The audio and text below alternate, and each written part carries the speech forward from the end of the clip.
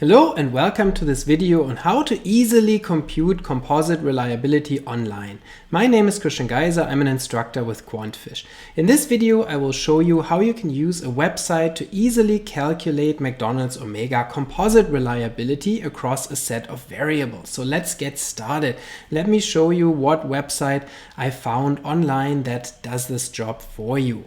So the address here is the mindmetrics.com/calculating-composite-reliability, and the website is called the MindMetrics Mental Health and Psychometrics. And so here you can see that this calculator calculates Omega composite reliability.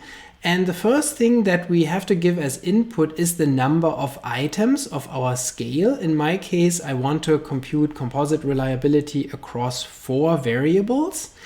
And then next, you enter standardized factor loadings lambda for the 4 or however many variables you have. Now, where do you get those from? Unfortunately, this is something that this app does not provide for you, but you can easily fit a single factor model to whatever data set you have using another app that is also free and easy to use, and that is the Lavaan GUI, which I have open here in my other tab. So you can see the Lavaan GUI allows us to fit factor models after we load data. So the first thing that I'm going to do is I'm going to load a data set here.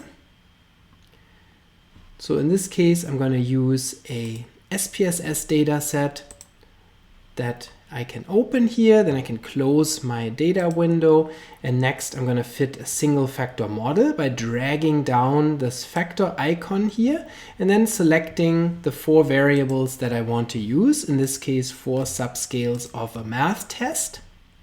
And then hit OK, and so you can see there's my single factor model. And now what I can do is I can click on estimates, and then those will be imported. Now notice that the default here is that we will get unstandardized factor loadings because, or you can see that from the fact that the first loading is fixed at 1. So those loadings are not standardized. Also, one of them is above 1, which otherwise would be a Haywood case or improper solution. So this is the unstandardized solution, which we cannot use for the composite reliability calculator. However, we can go to view and then standardized estimates. So when we click on that, then we get the standardized factor loadings here into our path diagram. And those are the ones that you want to use. So those are the ones that you can use to compute Omega composite reliability. And that's what I did. So I used these loadings here. I went back to the other tab and I entered them here under factor loadings. And then I hit the calculate CR button. And then below you can see that the entered factor loadings can be verified here to make sure you didn't enter the wrong loadings. And then next is the entire calculation process so that it's all transparent. First of all, the sum of the loadings is calculated. Next, the sum of the loadings squared.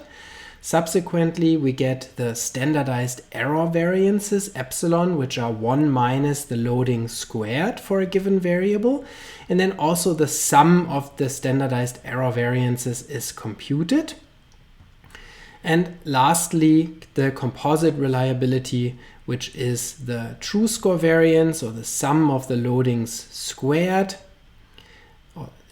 divided by the sum of the loading squared plus the sum of the error variances. So that's 0.817. That's the McDonald's Omega composite reliability estimate, which shows us that 81.7% of the variance in the sum score reflects true score variance. So it's a fairly reliable composite that we have here.